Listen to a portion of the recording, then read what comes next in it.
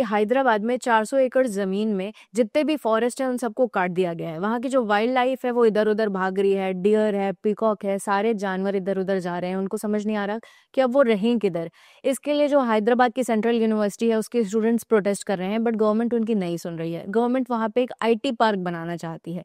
तो क्या ऐसी डेवलपमेंट सही है जो वाइल्ड लाइफ की कॉस्ट पे हो, नेचर की कॉस्ट पे, और फिर हम कहते हैं कि ग्लोबल क्लाइमेट चेंज हो रहा है, हमें उसके लिए कुछ करना चाहिए? आपका क्या टेक होगा इस पर? हमें कोई राइट नहीं है कि हम लोग फॉरेस्ट लाइफ को डिस्टर्ब करें। Yes sir. हम लोग यहाँ पर रह रहे हैं, फॉरेस्ट में एनिमल्स रह रहे हैं, वो उनका एरिया है, ये हमारा एरिया है, जिसे हम लोग बीइंग ह्यूमन बार बार फॉरेस्ट को डिस्ट्रॉय करके अपने एरिया को एक्सपेंड करते चले जाएंगे। और ये इस तरीके से चलता चला जाएगा तो एक दिन कुछ भी नहीं बचे। जो गवर्नमेंट ऑफ तेलंगाना कर रही है हैदराबाद में डिफॉरेस्टेशन का काम, ये बहुत गलत है और वो डेवलपमेंट नहीं कर रहे।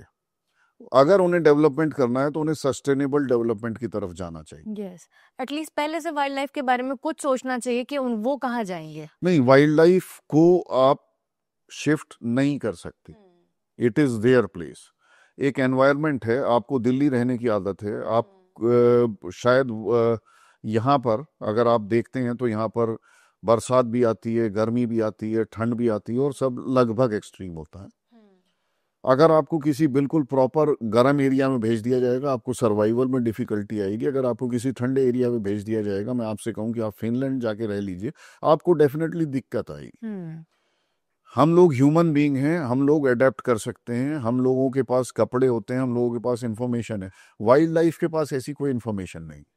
वो जिस दिन उस फॉरेस्ट को काटने का डिसीजन लिया गया था, उस वाइल्ड लाइफ को तो उन्होंने उसी दिन मार दिया था।